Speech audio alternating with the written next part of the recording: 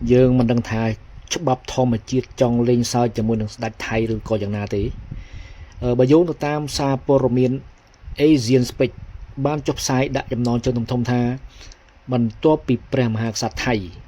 បានធ្វើបរិយាទស្សនកិច្ចផ្លូវរដ្ឋ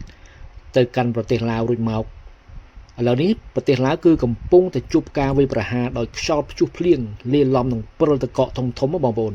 ហើយភ្លៀងធ្លាក់យ៉ាងខ្លាំងហ្នឹងគឺស្ថិតក្នុងផ្នែកខ្លះនៃរដ្ឋធានីឡាវហ្នឹងគឺត្រូវបានព្យុះភ្លៀងវាយប្រហារយ៉ាងខ្លាំងស្ថិតក្នុងទីក្រុងវៀងច័ន្ទកាលពីថ្ងៃទី23ខែមីនាឆ្នាំ2026នេះបងប្អូន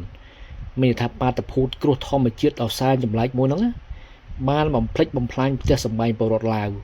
អស់ជាច្រើនខ្នងមានដូចជាបាក់ដបូលបែកគេហៅបង្អួចហ្នឹងគឺសង្កសីហ្នឹងគឺហោះលប៉ាត់លបាយបែកពេញទៅនឹងឯងចឹងម្នេះពលរដ្ឋមួយចំនួនធំគឺត្រូវបង្ខំចិត្តរកទីជម្រកដោយគាត់បានទៅស្នាក់នៅជាមួយសាច់ញាតិគាត់ផ្សេងៗអញ្ចឹងជាបដិអាសន្នសិនហើយលើសពីនឹងទៅទៀតព្យុះហ្នឹងក៏បានបំផ្លាញសាលារៀនចំនួន3ខ្នងហើយផ្ទះសម្បែងរបស់គ្រូបង្រៀនហ្នឹងគឺរាប់សិបខ្នងទៀតតែក្នុងនោះក៏ត្រូវបានបំផ្លាញដូចគ្នាបងប្អូនហើយបើតាមតួលេខបឋមរបាយការណ៍បានបង្ហាញថា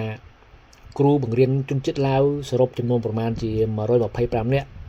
នៅទូទាំងសាលារៀនហ្នឹងដោយក្នុងនោះមានផ្ទះសម្បែងរបស់គ្រូបង្រៀនឡាវចំនួន16ខ្នងរងការខូចខាតដោយសារព្យុះហើយនឹងភ្លៀងហ្នឹងលាយឡំជាមួយនឹងដុំព្រិលទឹកកកយ៉ាងធំតែម្ដងហើយដល់ទៅពេលឃើញអញ្ចឹងទៅយើងនឹកឃើញការពីប្រហែលមួយរយៈមុននេះគឺស្ដេចថៃហ្នឹងបានទស្សនកិច្ចនៅប្រទេសចិនគឺទៅឆេះគេហៅអាគារប្រវត្តិសាស្ត្ររបស់គេហ្នឹងបន្ទាប់ពីស្ដេចដល់ហ្នឹងគឺឆេះអាគារហ្នឹងម្ដងហើយឥឡូវនេះទស្សនកិច្ចទៅប្រទេសឡាវ